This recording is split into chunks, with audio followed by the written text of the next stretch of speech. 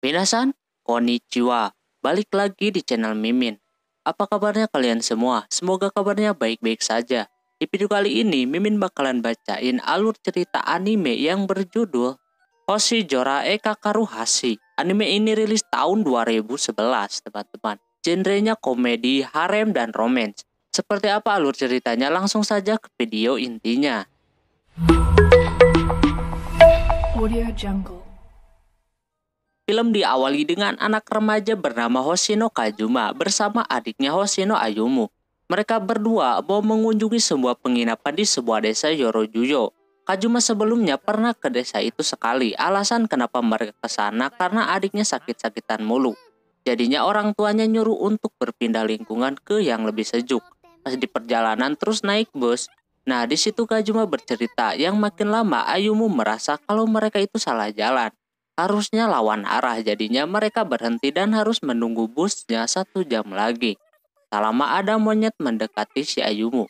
Pas mau dikasih makan, monyet itu mengambil topinya si Ayumu. Alhasil si Kazuma langsung mengejarnya.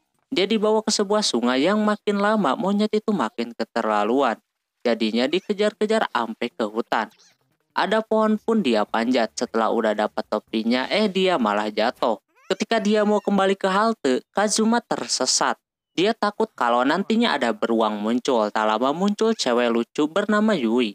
Yui langsung menunjukkan jalan buat pulang. Ketika mau menyeberangi sungai, si Yui udah menggoda sekali teman-teman. Jadi pas giliran Kazuma, dia hilang keseimbangan dan jatuh ke tubuh si Yui sambil mengkisahnya. Sungguh luar biasa teman-teman. Tak lama ada yang melihat kejadian tersebut. Namanya adalah Ibuki. Dia auto emosi sama Kazuma walaupun itu kagak sengaja. Tapi tetap aja.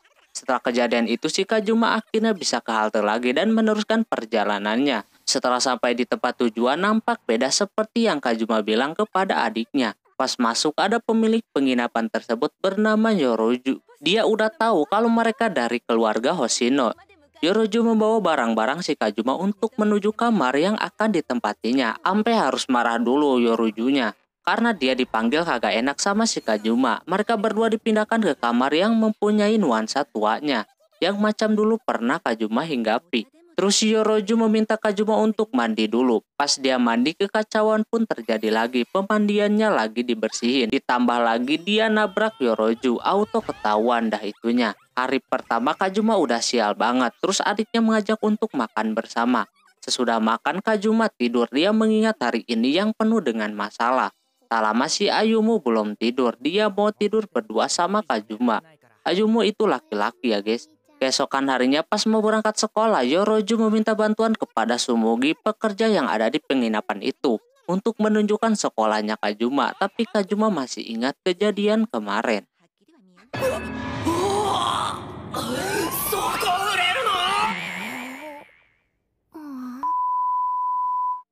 Di perjalanan Kazuma bercerita kalau dia pindah karena adiknya sakit-sakitan mulu. Jadinya dia pindah ke desa itu yang udaranya sejuk. Orang tuanya pun mau buat rumah di desa tersebut. Ayumu mulai berpisah jalan karena dia masih SMP. Sesampainya di sekolahan, Kazuma baru mau diperkenalkan. Si Ibuki udah rusuh duluan. Dia gak mau Kazuma satu kelas sama Ibuki. Cuma masalahnya gak ada kelas lagi. Pas dia memperkenalkan diri, ada cowok bernama Daigo rusuh lagi. Yang tak lain itu anak dari guru tersebut. Jadinya ribut dah berdua. Anaknya langsung dihukum dan Kazuma duduk di bangku miliknya. Pas udah pelajaran pertama banyak orang yang nanya-nanya kepada Kazuma. Lagi-lagi si Ibuki nyari masalah mulu. Ngungkit kejadian kemarin, jadinya semuanya pada tahu dah. Walaupun gak sengaja juga, tetap aja salah sangka. Pas istirahat si Kazuma mengajak Daigo untuk membeli roti bareng. Daigo langsung SKSD sama Kazuma. Di sisi lain si Ibuki dan Yui nungguin si Kazuma mau makan bareng katanya. Pas udah pada kumpul dia langsung mengeluarkan makan siangnya yang banyak banget. Anehnya badannya masih kecil-kecil aja. Siapa yang bernasib sama Yui? Makan banyak tapi gak gemuk-gemuk. Sudah pulang sekolah, Yui ngajakin Kazuma buat keliling kota kecil tersebut. Cuma dia mau ngajak adiknya, alhasil yang lain penasaran sama adiknya macam mana. Di gerbang si Sumugi udah nungguin pulang, takutnya Kazuma kesasar. Singkat cerita, pas ketemu adiknya di persimpangan, Ayumu bersama adiknya Sumugi bernama Kasane, Daigo dan yang lainnya terkejut kalau adiknya Kazuma beda banget sama Kazuma. Si Ui yang polos langsung ngomong macam itu. Mereka berpikiran kalau Kazuma dan Ayumu beda orang tua. Lalu mereka meneruskan perjalanan untuk keliling. Dimulai yang pertama mengunjungi sebuah supermarket gitu. Pas mereka beli sesuatu, si Ui cuma beli kayak sosis gitu yang banyak banget. Rasa keju semua pula. Karena dia suka sama keju. Di situ Kazuma ngerti, tapi Ui salah sangka. Ui nganggep kalau kise kemarin dia bau keju. Padahal yang Kazuma maksud bolu yang dia kasih tadi. Singkat cerita, setelah mereka menelusuri ke sana kemari, tibalah mereka mau mengunjungi sebuah tempat lagi, yaitu ke gunung. Karena kagak mungkin juga ya kan, jadinya Ui ngajak ke kuil aja. Semuanya pun pada setuju. Pas mau ke kuilnya, si Ui ngajakin balap sama Kazuma untuk menaiki tangga yang sangat tinggi itu. Akhirnya Kazuma jabanin. Ternyata dia yang menang. Setelah di atas ada cewek yang lagi nyapu, dia adalah Madoka. Kazuma pun kenalan sama Madoka, cuma Madokanya kabur entah kenapa. Setelah sore hari, ada satu tempat lagi yang mau mereka kunjungi, yaitu tempat makan Parfait. Ui yang demen makan auto mesen yang porsi gede sendirian, gila gak tuh? Yang lain coba ngeliatin aja. Sudah makan ada krim di pipinya, jadinya Kazuma menyekanya yang membuat si Ui ingat sama kakaknya.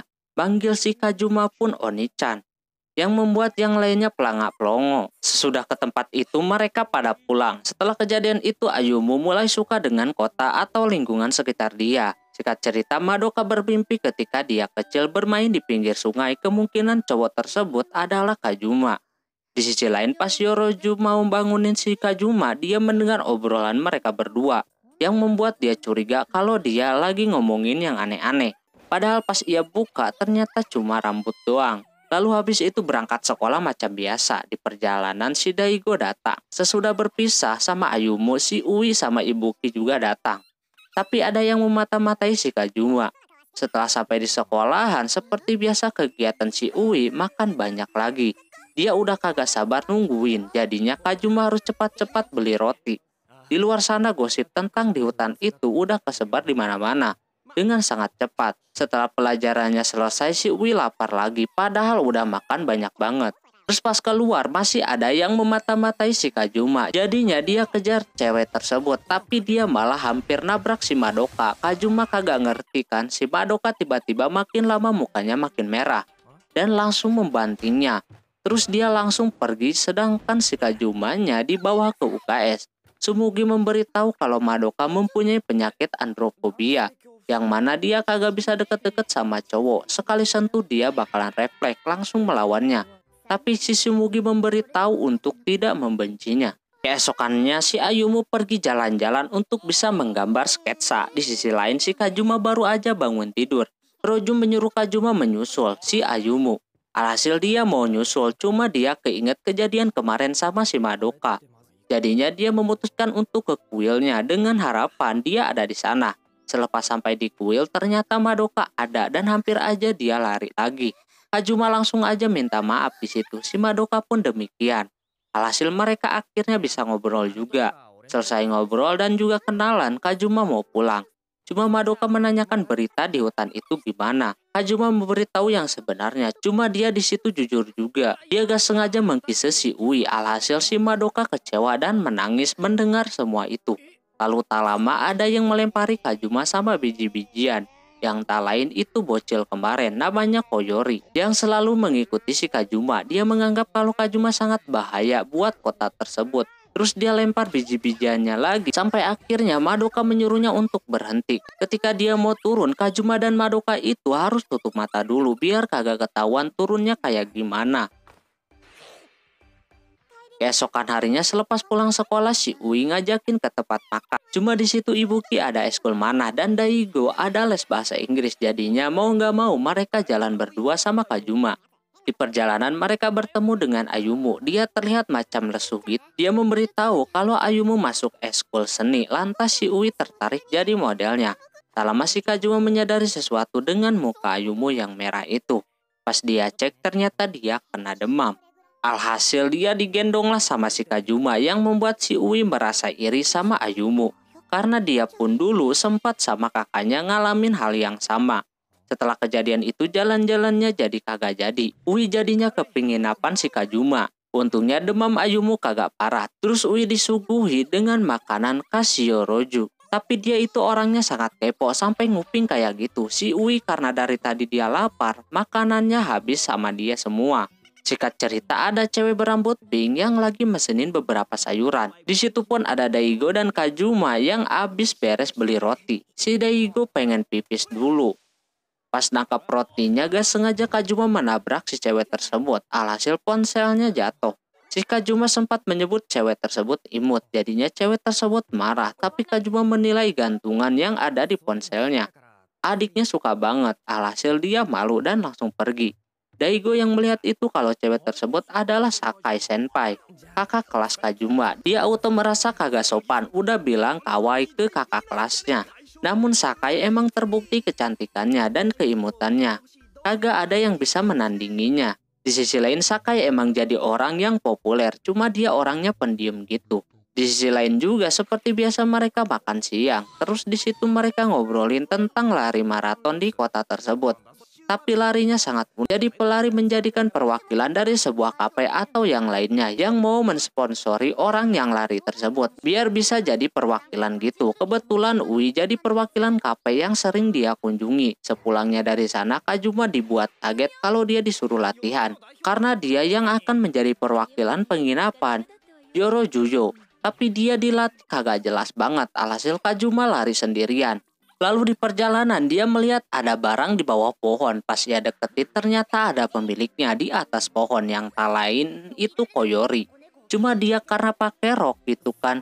Si Kajuma kagak bisa melihat ke arahnya. Alhasil dia malu dan terjatuh. Untungnya Kajuma menolongnya. Setelah itu mereka jalan dah. Ternyata Koyori itu adik dari Sumugi. Dia bawa barang banyak buat seseorang kakek-kakek yang hidup sendirian. Jadinya Kajuma sebagai lelaki gak enak juga, dia gak bawa barang. Alhasil dia bawanya berdua. Sesampainya di sana mereka ngobrol panjang lebar lah di situ. Si kakek nganggap kalau mereka itu pacaran. Terus juga karena kakek tersebut mempunyai cucu yang mau dioperasi karena masih kecil juga, dia ketakutan. Si kakek menyuruh Koyori untuk menjenguk ke sana. Di sisi lain Sakai yang baru beres mandi masih kepikiran Kajuma. Dia merasa bersalah karena udah sedikit memarahinya. Keesokannya si Kajuma bangun kesorean lagi. Yoroju memberitahu kalau Ayumu pergi ke rumah Daigo. Kajuma meneruskan latihannya lagi. Di perjalanan dia bertemu dengan Ibuki yang baru beli minum di supermarket. Dia pakai baju olahraga karena dia lagi eskul, bukan mau latihan buat ikutan maraton. Terus dia nawarin minum ke si Kajuma. Dia memberitahu nantinya bakalan jadi kise tidak secara langsung. Alhasil Ibuki marah. Terus Kajuma menanyakan Ui, apakah dia latihan juga? Yang ternyata dia latihannya makan jir, bukan jogging. Di sisi lain si kakek dan Koyori mengunjungi cucu si kakek yang mau dioperasi. Si Koyori mencoba menyemangati, tapi bocil tersebut juga mau si Koyori ikutan lari maraton biar sama-sama berjuang juga. Alhasil si Koyori janji bakalan ikutan lari dan akan berjuang sama-sama macam bocil tersebut. Sementara itu si Sakai juga mau ikutan lari juga. Di perjalanan dia melihat ada boneka. Entah dia nolep atau gak punya teman, dia ngobrol sama boneka itu. Pas mau jalan lagi ada si Kajuma di depannya. Dia auto gugup gak karuan. Tapi sebelum pergi Kajuma meminta maaf atas kejadian kemarin. Si Sakai masih belum bisa meminta maaf. Lalu si Kajuma mencoba untuk lari ke kuil dengan kecepatannya. Sesampainya di sana ada si Madoka lagi nyapu terus. Habis itu mereka ngobrol lah di situ sambil bercerita sejarah tentang kota dan event lari tersebut. 橋を挟んで向き合うんです。そして互いに呼び合う尾神との橋がかかると言われているんです。